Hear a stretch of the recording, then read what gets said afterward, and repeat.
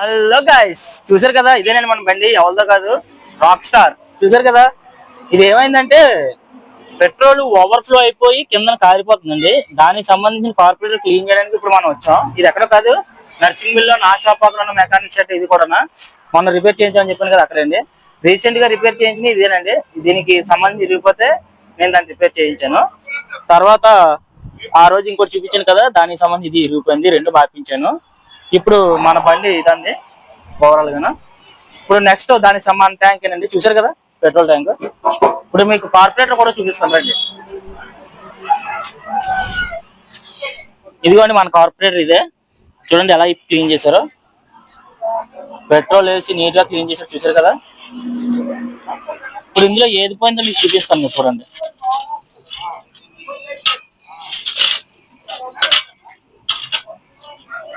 ఇందులో ఉన్నది ఇది పార్ట్ ఏదో పోయిందన్నారు. ఆ పార్ట్ ఏంటన్నది, ఆ వివరాలు ఏంటన్నది మెకానిక్ ని కనుక్కున్నాం. ఇప్పుడు ఓకే, ఏం పోయిందండి మన దాంట్లోది? ఇది పెట్రోల్ పవర్ఫుల్ అయిపోతుంది కదా. ఓకే, బండి పవర్ఫుల్ అయిపోతే ఇది వేసుకోవాలి. ఇది పోయిందండి ఫ్రెండ్స్.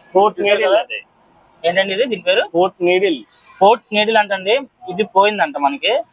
ఈయన మన ఫ్రెండ్ వచ్చి 220 ఉంటది. ఓకే, ఇది కొత్తది వేసుకుంటే 220 రూపీస్ అంట.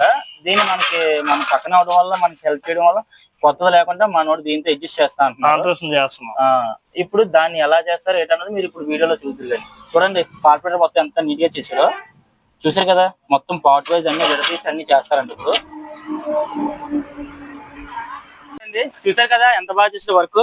నేను చెప్పిన కార్పొరేటర్ చూసారు కదా ఎలా ఫిట్ అయిందో. ఈ చాలా మంది BS4 వెహికల్స్ కి కార్పొరేటర్ ఇప్పుడే చాలా మంది కష్టం అన్నారు. కానీ మనోడు అలాంటిది ఇప్పేసి క్లీన్ చేసి ఓవరాల్ గా రెడీ కూడా చేసే బండి.